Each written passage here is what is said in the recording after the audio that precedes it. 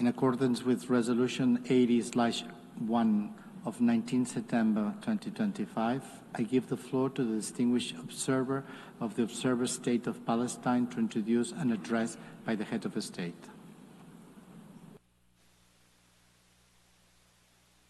Bismillahirrahmanirrahim. In the name of God the Merciful, the Compassionate, Her Excellency Annalena Baerbock, President of the General Assembly, His Excellency Antonio Guterres, Secretary General of the United Nations, Your Excellencies, Highnesses, and Heads of Delegations, may the mercy and blessings of God be upon you. I speak to you today after almost 2 years in which our Palestinian people in the Gaza Strip have been facing a war of genocide, destruction, starvation, and displacement waged by the Israeli occupation forces, in which they killed and injured more than 220,000 Palestinians, the majority of whom are unarmed children, women, and the elderly. A war in which they displaced hundreds of thousands and prevented the entry of food and medical supplies and caused the starvation of 2 million Palestinians. They imposed a stifling siege on an entire people and destroyed more than 80% of homes, schools, hospitals, churches, mosques, facilities, and infrastructure. What Israel is carrying out is not merely an aggression. It is a war crime and a crime against humanity that is both documented and monitored, and it will be recorded in history books and the pages of international conscience as one of the most horrific chapters of humanitarian tragedy in the 20th and 21st centuries. In the West Bank, including East Jerusalem, the capital of the state of Palestine, the extremist Israeli government continues to implement its settlement policies through illegal settlement expansion and developing projects for annexing settlements.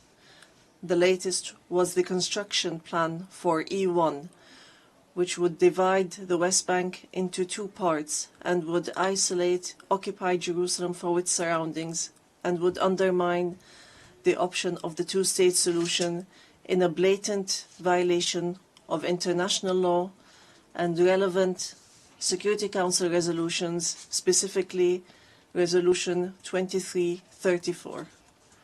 Furthermore, the Israeli Prime Minister announced a plan for what he calls Greater Israel, which we reject and completely deplore, and which involves expanding into sovereign Arab states. In addition to the brutal attack against the sisterly state of Qatar, which we condemn and see as an escalation that is grave and a blatant violation of international law, which requires a decisive intervention and deterring procedures and measures for such expansionary plans. With official support and through increasing facilities, the terrorism of settlers increases. They burn homes and fields, they uproot trees and attack villages and attack unarmed Palestinian civilians. In fact, they kill them in broad daylight under the protection of the Israeli occupation army. Furthermore, the Islamic and Christian religious sites in Jerusalem, Hebron, and Gaza Strip have not been spared the attacks which have damaged the mosques, churches, and cemeteries in a blatant violation of the historic status quo and in a clear violation of the provisions of the international law. Despite all what our people have suffered, we reject what Hamas carried out on the 7th of October.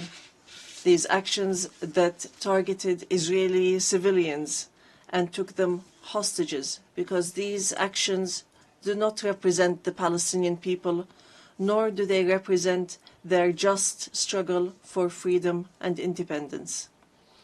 We have affirmed, and we will continue to affirm, that the Gaza Strip is an integral part of the state of Palestine, and that we are ready to bear full responsibility for governance and security there.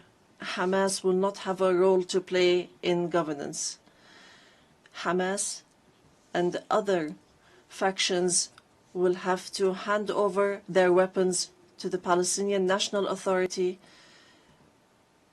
as part of a process to build the institutions of a one state, one law, and one legal security forces. We reiterate that we do not want an armed state. Ladies and gentlemen, our wounds are deep and our calamity is great. 7 million Palestinians are still living the tragedies of the Nakba and displacement since 1948. Our people in the West Bank, including East Jerusalem, and in the Gaza Strip, are still living the tragedies of the Israeli aggression and occupation for decades. Years that our people have spent under occupation, killing, arrests, and settlement, and the theft of money, property, and lands.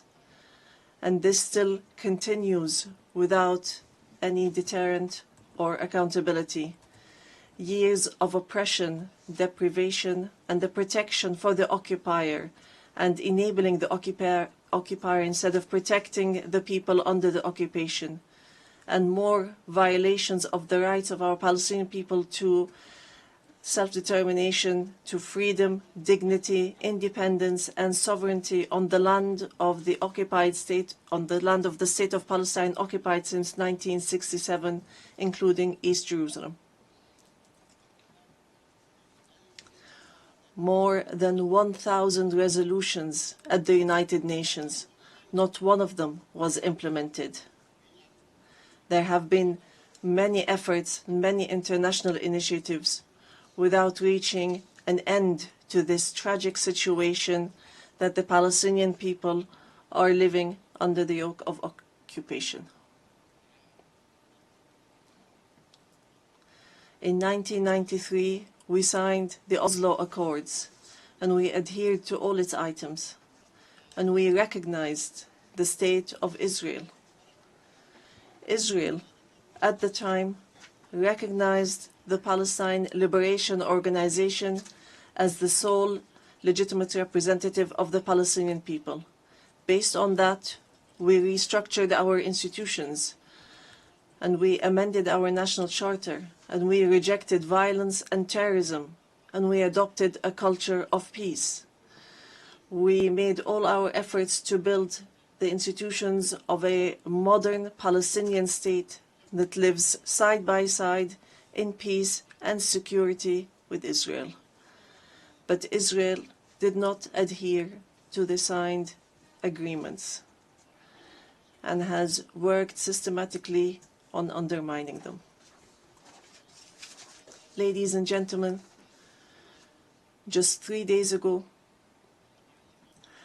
we met at a high-level international conference in New York under the joint chairmanship of France and the Kingdom of Saudi Arabia, with wide-scale international presence and united positions that expressed a genuine international will to put an end to this historic conflict by recognizing the state of Palestine, ending the occupation, and returning hope to both the Palestinian and Israeli people.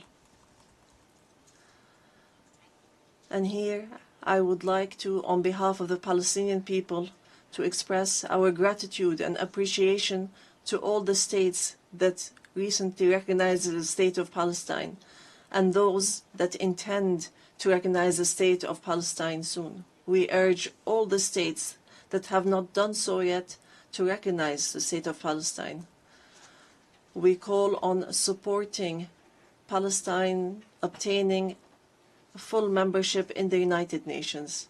It should be noted that we have already recognized Israel's right to exist in 1988 and in 1993,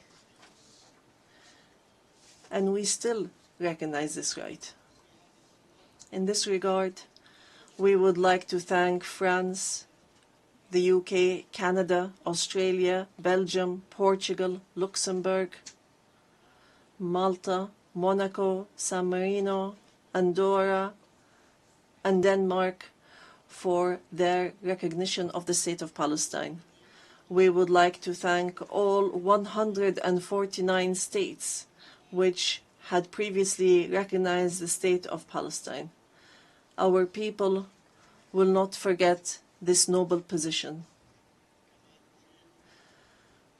We would also like to commend the role of the chairmanship of this conference, the Kingdom of Saudi Arabia and France, and also the United Kingdom. We would also like to thank all the states that headed the various working groups and those which participated and continue to participate in the International Alliance for Peace. We would also like to thank the states that are supporting our efforts to stop the genocide and the occupation and achieve peace. We highly appreciate all the peoples and organizations around the world who protested in support of the rights of the Palestinian people to freedom and independence and to stop the war, destruction, and starvation.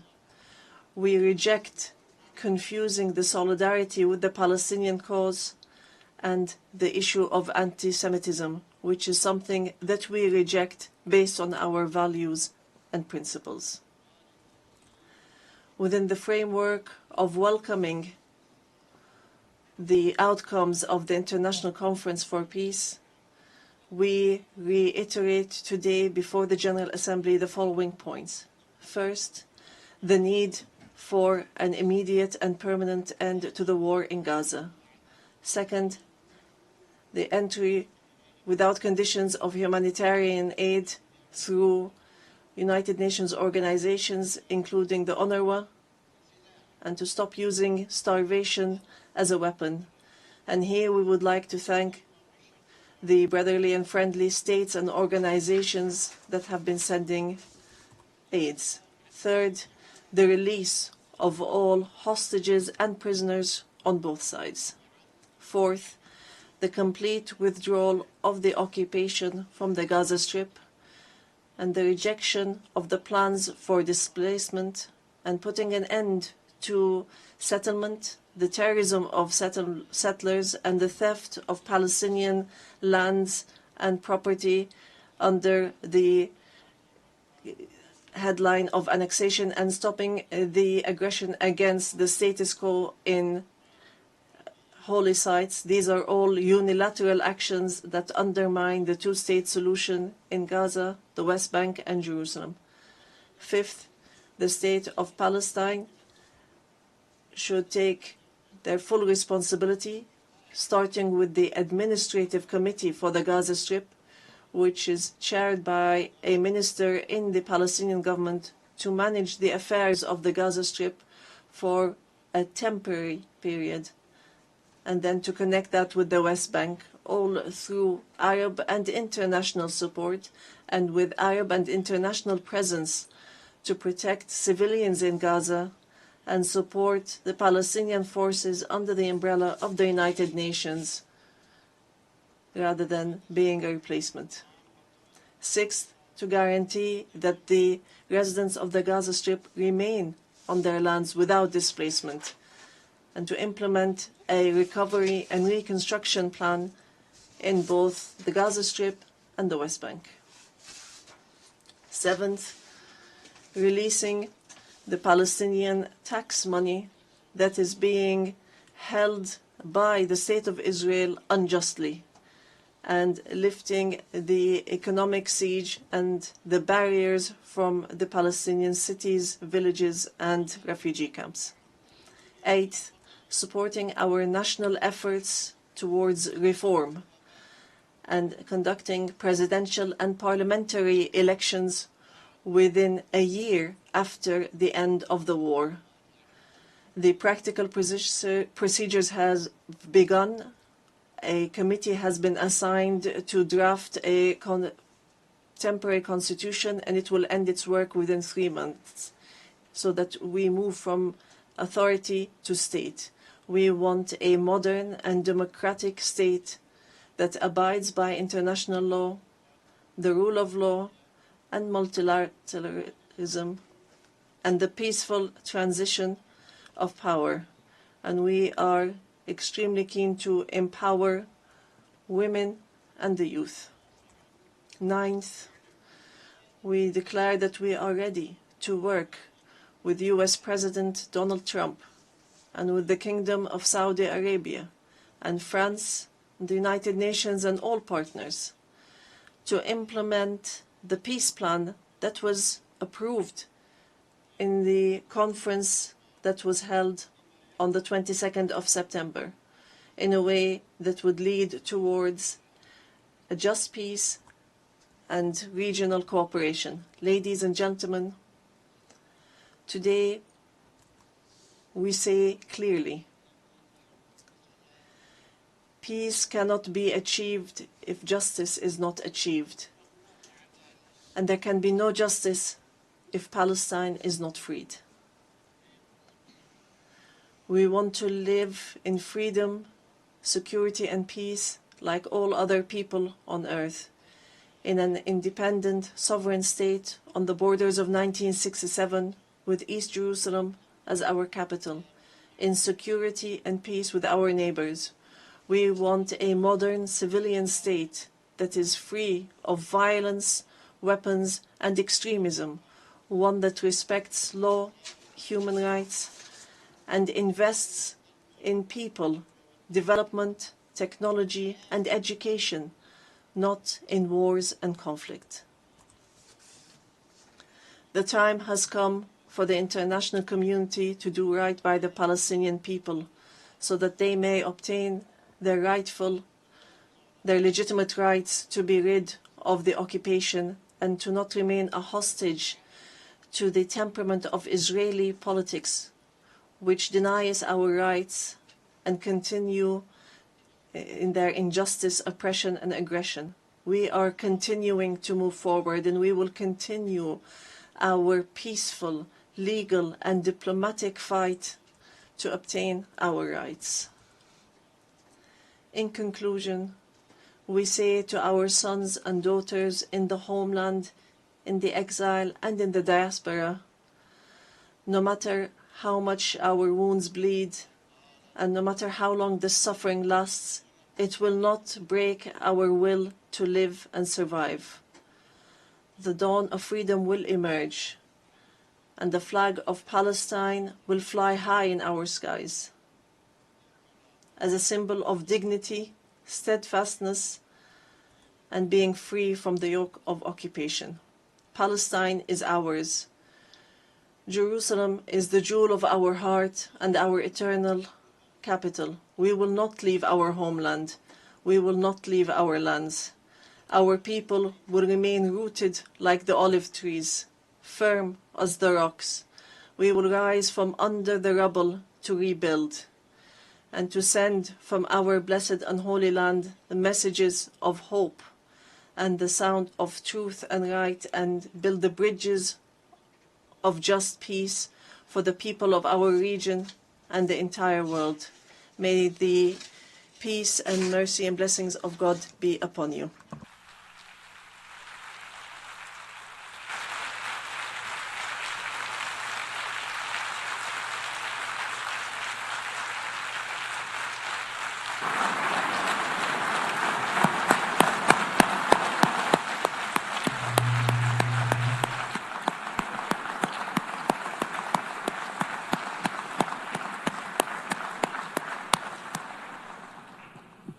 On behalf of the Assembly, I wish to thank His Excellency Mahmoud Abbas, President of the State of Palestine.